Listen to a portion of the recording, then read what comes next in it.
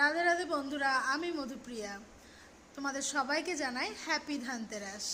তো আজকে ধানতেরাসে কি কি কিনেছি তোমাদের সাথে শেয়ার করছি। এখন যা সোনার উপর দাম, তা আমাদের মধ্যবিত্তদের জন্য সোনার উপর নয়, তো মানে ঘরের সুখ শান্তির জন্য কিছু কিছু জিনিস কিনেছি, সেটা তোমাদের সাথে শেয়ার করছি। দেখো, ফার্স্ট কিনেছি ঝাঁটা, যেটা হচ্ছে মা লক্ষ্মী। তারপর হচ্ছে নুন। নুন হচ্ছে নেগেটিভ এনার্জিকে বার করে, ওই জন্য নুন কিনতে হয়। আর মা কিনেছে গোটা ধনে, এটা কেন কিনেছে আমি জানি না। তারপরে কিনেছে বাতাসা আর এই হলুদ। এগুলো সব ইউটিউব দেখে দেখে কেনা হয়েছে। আর ঘরে সুখ শান্তি বা ধন সম্পদের জন্য এই কুবেরের এই ফটোটা কেনা হয়েছে।